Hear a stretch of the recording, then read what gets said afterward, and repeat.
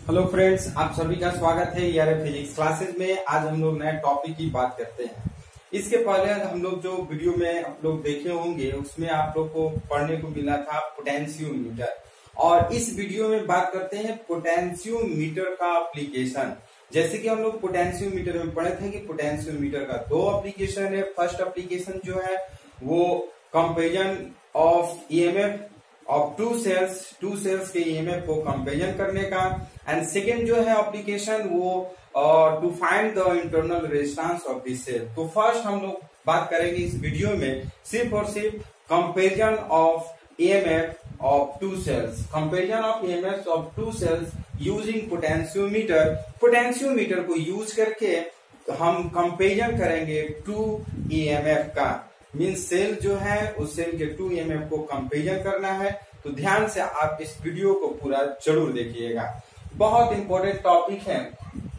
Late E1 and E2 be EMF of two cells under comparison. ये आप figure देखिएगा, ये फिगर हमने बनाया है। AB जो है ये आपका वायर है, जो वायर जो होता है वो मैग्नीन और कॉन्स्टेंटन का वायर होता है, और इस AB वायर में हम एक मेन सेल कैपिटल E को ऐड किए हैं, और उसके बाद ये जो है अमीटर है, और ये RH जो है वो रिहोस्टेट है। इसका काम होता है to control the electric current, और ये जो है स्विच है, इस स्विच को हम ओपन और क्लोज करते हैं।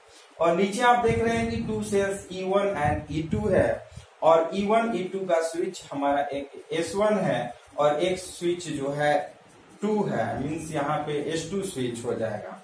और ये कैपिटल R जो देख रहे हैं वो रेजिस्टेंस है, और ये कैपिटल G है, यहाँ पे गैल्वेनोमीटर है, और इस गैल्वेनोमीटर के साथ हम जॉकी J को ऐड कर दिए हैं।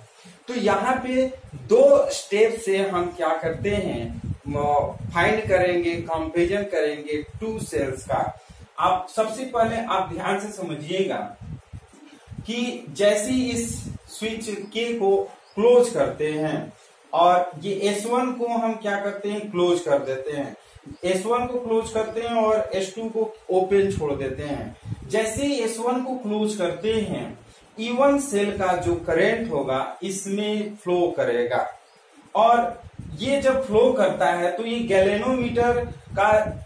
गैल्वेनोमीटर के साथ जो जॉकी जेल लगा हुआ रहता है उसको क्या करते हैं कि इधर उधर हम पुश करते हैं। एक ऐसा पॉइंट हम देखते हैं जहां पर गैल्वेनोमीटर का डिफ्लेक्शन नो हो, मीन्स नो डिफ्लेक्शन शो करे, तो उस पॉइंट को हम J मान लेते हैं। अब इसी चीज को हम सबसे पहले स्टेप में लिखते हैं, what is procedure to find to comparison of EMF. तो फर्स्ट स्टेप की बात करते हैं, close the switch S1 so that the cell having EMF E1 is brought in the circuit। हम S1 जो है आप देख सकते हैं, S1 को हम यहाँ क्लोज कर दिए हैं। S1 स्विच को हम क्लोज कर देते हैं जिससे कि इस सेल का EMF जो है इसमें जाए। तो हम लिखें close the switch S1 so that the cell having EMF E1 is brought in the circuit। अब इस सर्किट में से E1 EMF गया है। By moving jockey J to different points on wire, we find a point on the wire AB such that the galvanometer shows no deflection। अब ये jockey J जो है ये कैपिटल G के साथ जुड़ा हुआ है। अब ये J को हम क्या करते हैं, मूव करते हैं वायर AB वायर जो है, इस AB वायर पर हम मूव करके देखते हैं जिस पॉइंट पर ये नो डिफ्लेक्शन होता है उस पॉइंट को हम मान लेते हैं J। तो that galvanometer shows no deflection at this stage the potential difference between A and J, that is VAJ, is equal to the EMF E1। Means अगर AB पर जॉकी को हम इस तरह से मूव करते हैं जिससे कि ये जो गैल्वेनोमीटर है कोई डिफ्लेक्शन शो नहीं करता है, जब कोई डिफ्लेक्शन शो नहीं करता है तो उस कंडीशन में इस AB वायर में जितना पोटेंशियल डिफरेंस होगा means potential difference between A and J, that is VAJ, is equal to the EMF E1 of the cell. No current flows in the galvanometer because E1 and VAJ act in the opposite direction. अब जो इसमें E1 जो होगा और जो VJ होगा means potential difference होगा और EMF जो होगा वो दोनों एक दूसरे के ऑपोजिट डायरेक्शन में होंगे। अगर एक इधर होंगे तो एक इधर होंगे और दोनों इक्वल होते हैं, जिसके वजह से इसमें कोई डिफ्लेक्शन नहीं होता है।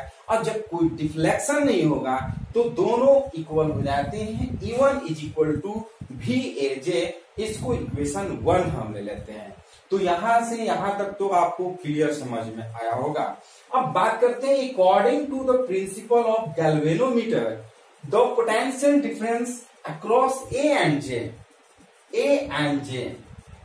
According to the principle of potentiometer, we have to learn means the potential difference A and J is directly proportional to the length of the wire. Suppose that A और J के बीच का जो length है वो हमारा L1 है, is directly proportional to length of the wire between A and J. A and J के जो लेंथ है उसके डायरेक्टली प्रोपोर्शनल होंगे पोटेंशियल डिफरेंस।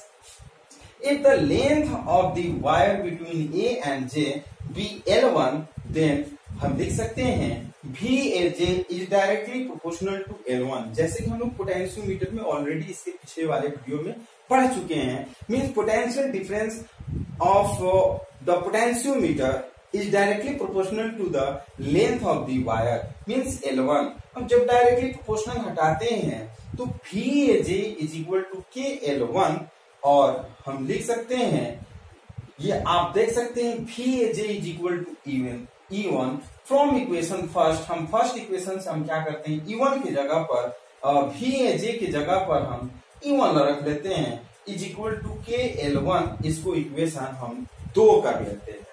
तो यहां तक तो प्रोसीजर जो स्टेप फर्स्ट है, स्टेप फर्स्ट में हमें समझ में आ रहा होगा कि आपको कहीं प्रॉब्लम नहीं होगा। जैसे ही फर्स्ट स्टेप कंप्लीट करते हैं हम लोग सेकेंड स्टेप की बात करते हैं। सेम प्रोसेस होगा, आप सिमिलरली भी लिख करके काम चला सकते हैं, बट हम आपको डिटेल में समझाएंगे।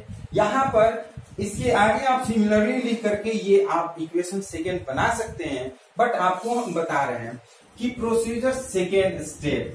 अब हम लोग सेकेंड स्टेप की बात कर रहे हैं। सेकेंड स्टेप में क्या करते हैं, ओपन द स्विच S1। अब स्विच S1 को हम क्या करते हैं, ओपन कर लेते हैं और इसको हम क्या करते हैं 2 से हम इसको क्लोज कर देते हैं। S1 को हम ओपन कर देते हैं और S2 को हम क्लोज कर देते हैं।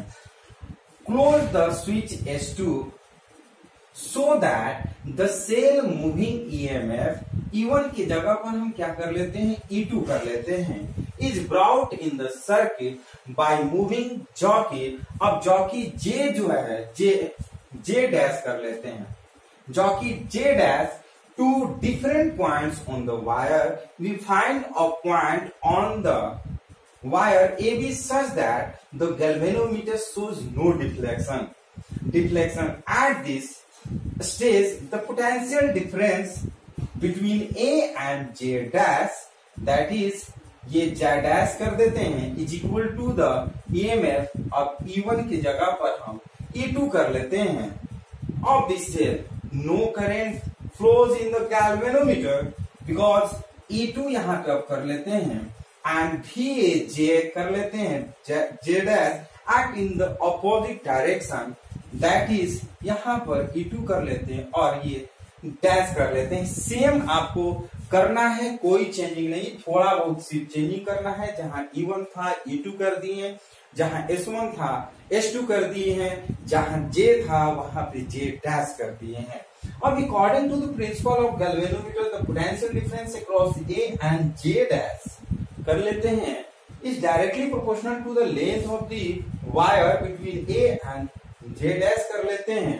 If the length of the wire between A and J dash is L2 कर लेते हैं, ये J dash is L2 कर लेते हैं, then VAJ dash ये L2 कर लेते हैं और इसको कर लेते हैं फ्रॉम इक्वेशन 1 ये कर लेते हैं, ये आपका 3 हो जाएगा इक्वेशन, और ये आप यहां पर 3 इक्वेशन कर लेते हैं।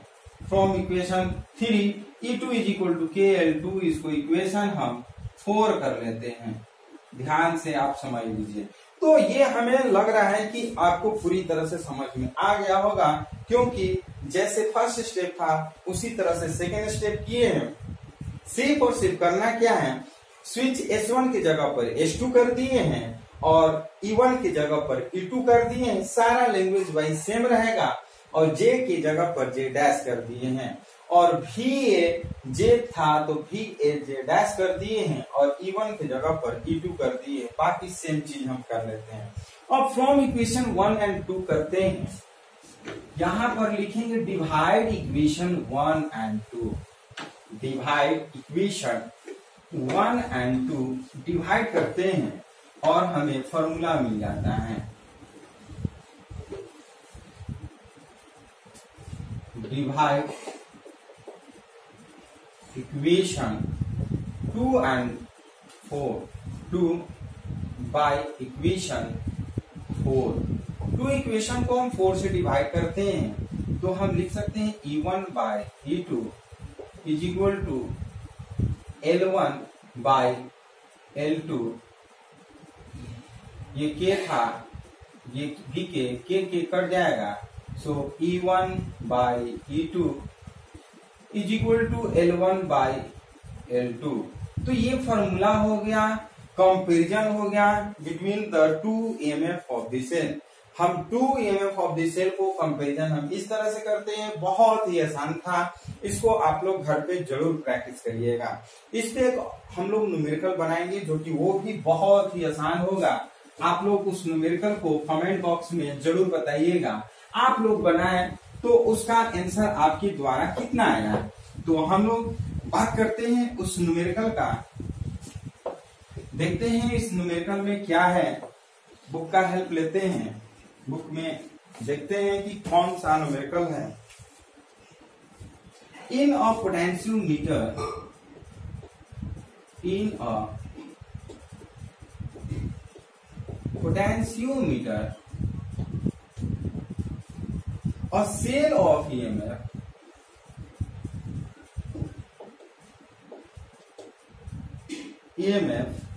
1.5 volt gives a balance point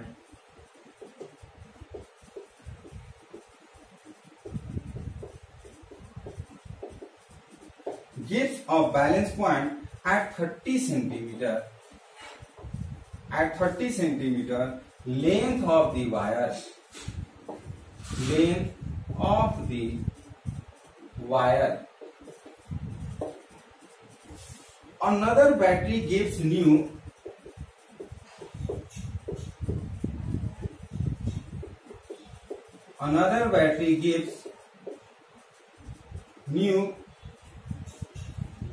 balance point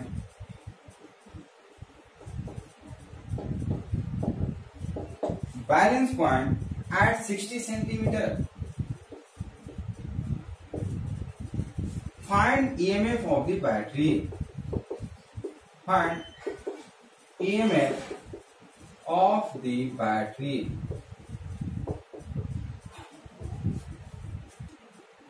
ये आपको न्यूमेरिकल है। इस न्यूमेरिकल को आप लोग कमेंट बॉक्स में जरूर बताइएगा कि इसका आंसर कितना आया।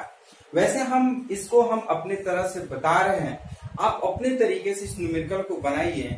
आपको ये न्यूमेरिकल समझ में आ रहा है कि नहीं, कमेंट बॉक्स में जरूर बताइएगा। तो सबसे पहले हम लोग करते क्या है कि न्यूमेरिकल बनाना बहुत ही आसान होता है। हम लोग उसमें जो वैल्यू दिया रहता है उसको पहले नोट करते हैं, और उसके बाद अकॉर्डिंग टू क्वेश्चन हम लोग उसको बनाते हैं। जैसे इन पोटेंशियोमीटर, सपोज दैट ये पोटेंशियोमीटर दिया हुआ है, और cell of EMF 1.5 volt gives a balance point at 30 centimeter. जैसे E1 का वैल्यू दिया है आपका 1.5 volt, तो इसका जो बैलेंस पॉइंट दे रहा है, यहां से यहां का जो डिस्टेंस है वो आपका L1 का वैल्यू जो दिया है 30 सेंटीमीटर दिया हुआ है। ध्यान से समझिएगा, E1 जो है EMF of the cell 1.5 volt और जो लेंथ दिया है बैलेंस पॉइंट का 30 centimetre length of the wire. Another battery gives a new balance. Suppose that E1 हम ऐड किए तो इसका बैलेंस पॉइंट हमारा 30 सेंटीमीटर आया, और यदि हम E2 बैटरी को अगर कनेक्ट करते हैं, E2 बैटरी को कनेक्ट कर रहे हैं, तो AJ डैश का जो वैल्यू दे रहा है new balance point at 60 centimeter means L2 is equal to 60 centimeter. Find the EMF of the battery means E2 का EMF कितना है उसका फाइंड करना है। E2 is equal to what? अब हम जानते हैं since E1 by E2 is equal to L1 by L2, हम कहते हैं क्या है E2 को निकालना है। So E2 is equal to हम लिख सकते हैं L2 by L1 और इनटू E1 करते हैं। L2 के जगह पर हम 60 सेंटीमीटर और L1 के जगह पर हम 30 और इनटू और E1 के जगह पर 1.5 यूज करते हैं। ये 2 करते हैं और ये E2 इज इक्वल टू ये आपका 3 वोल्ट, ये आपका आंसर होगा। तो इस तरह से बहुत ही आसान न्यूमेरिकल होता है बनाना। आप अकॉर्डिंग टू क्वेश्चन आप चलते हैं तो न्यूमेरिकल आसानी से बन जाता है। तो ये न्यूमेरिकल आपको कैसा लगा आप खुद इसको बनाइएगा और कमेंट बॉक्स में जरूर बताइए कि आपके द्वारा इसका आंसर कितना आया है। तो फिर हम लोग नेक्स्ट वीडियो में मिलते हैं। ये वीडियो अगर आपको पसंद है तो लाइक शेयर कमेंट जरूर करिए, और आप हमारे नए व्यूअर हैं तो इस चैनल को जरूर सब्सक्राइब करिए। इससे भी अच्छा थ्योरी और न्यूमेरिकल हम लोग नेक्स्ट वीडियो में मिलते हैं। फिर थैंक्स, धन्यवाद।